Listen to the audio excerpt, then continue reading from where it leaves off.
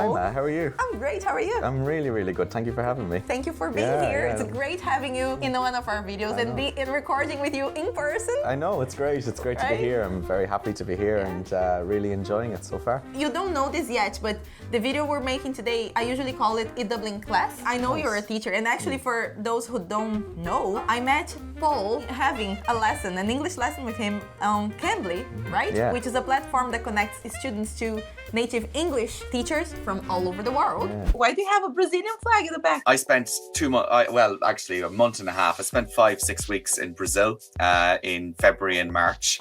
So I was in a state called Bahia, and it was an amazing experience. Então hoje eu convidei o Paul pra gente comentar um pouquinho sobre quais são, assim, os principais motivos pelos quais a gente deveria aprender inglês. Então, por que aprender inglês? So today we're going to talk about like some of the reasons why we should learn English. And I'm using should here. I know it's a strong one. But would you say we should learn English? I think it opens a lot of opportunities to the world for you and for everybody who wants to learn English, because it's what we're calling it kind of the unofficial universal language of the world. So like it's kind of one of those languages that you open up a lot of opportunities if you do learn the language. So yeah, I think you should, if you get an opportunity to learn English, you should take it. And nowadays it's so easy to learn. You know, you have so many options like online courses or, you know, platforms like Cambly. You can have lessons with teachers from anywhere in the world. And you were saying like English is almost like the unofficial world language. And it's actually the official language in over 60 countries. So, I mean, it is a lot of countries. And even some of the countries where it's not an official language, you still like find people who can speak English. Yeah, absolutely. Like, and especially in Europe, you know, like it's one of the really common languages that you speak in Europe. Like it's not only UK, Ireland, you know, if you go to France, you go to Germany, you go to Spain, the majority of citizens there have learned English and can speak English. So that if you have English and you go to Europe, you can really communicate with nearly probably 80-90% of the people in Europe. So I think that's a really good benefit if you do learn it. And that's already like a first reason, and it's a really good reason, because you can basically talk to people all over the world if you speak English, right? Yeah. I remember that when I started learning English, I mean, for me it was a really natural thing, because I remember being really young. I was probably like 8 or 7 years old, and I listened to a song in English. And I remember which song it was. I know which song. One? It was Sympathy for the Devil.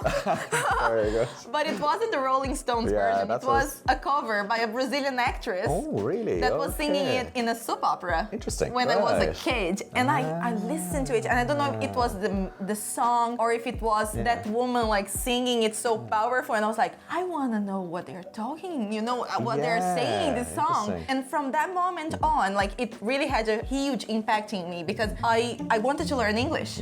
So I started just like giving a hard time to my parents, saying, put me in an English lesson, please, please, please. I had an interest, like I had a reason to really want to learn it. I wanted to understand the songs. I love music.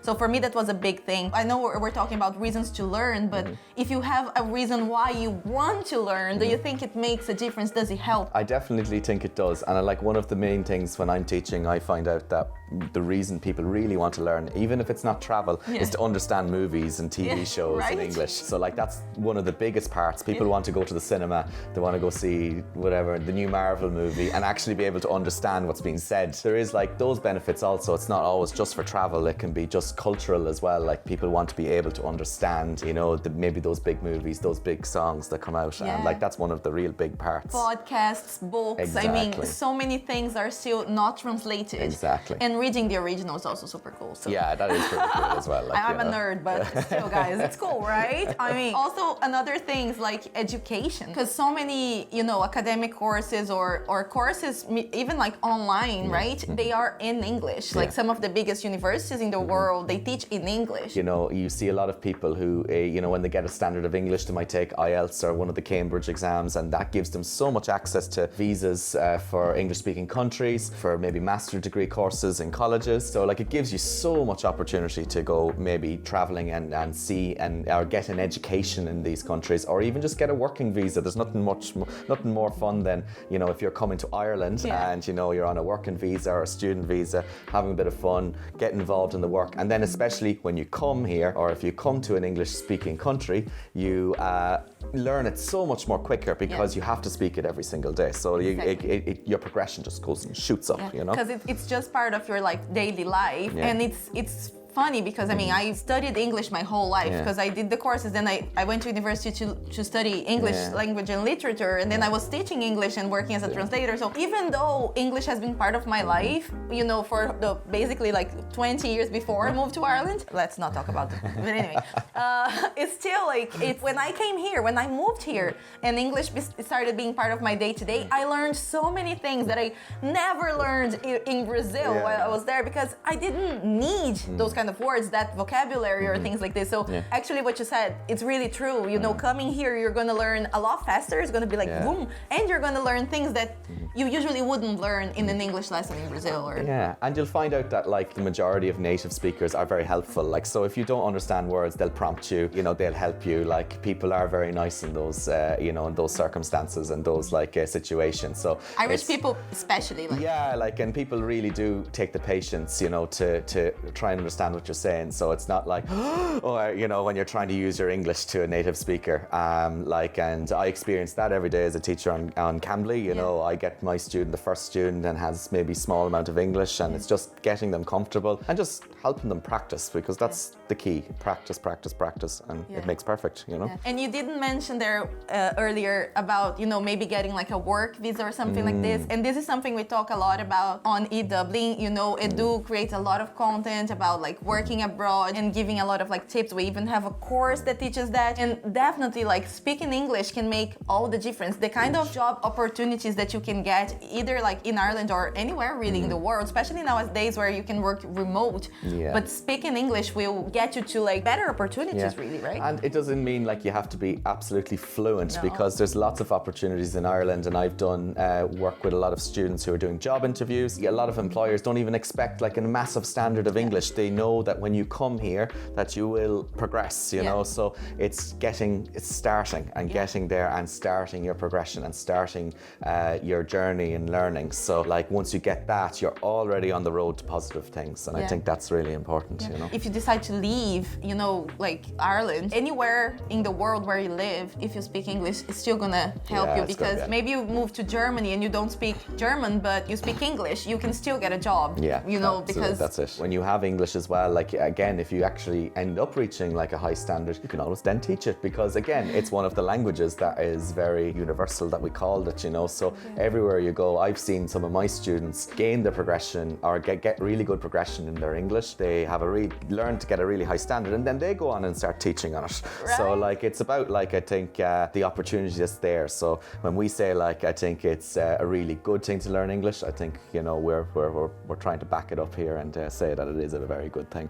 And also it's good for your brain as well, because learning a different language will help your brain develop. You're gonna get more creative or more intelligent. Even you're learning something new, and learning is also great for your brain. Never stop learning, guys. Never stop learning, and always coming from nerds, but still never stop learning. I have a question for you both. Go on. Do you think that by knowing the language, where you say Brazilians moving to Ireland, so they have to learn English, do you think that helps with the cultural immersion? Absolutely, I definitely do. And I think actually, especially when it comes to Ireland is a prime example, because Ireland is a country that a lot of our slang and our language is very ingrained in our culture. Very in some areas in Brazil, if you go to Bahia, it's a very different, some of the language and slang is very different to maybe the state of Sao Paulo. So the people have their own kind of version on how their phrases. It's very similar to maybe Ireland and the UK. We have our own phrases. So it's perfect for culturally immersing yourself into the culture.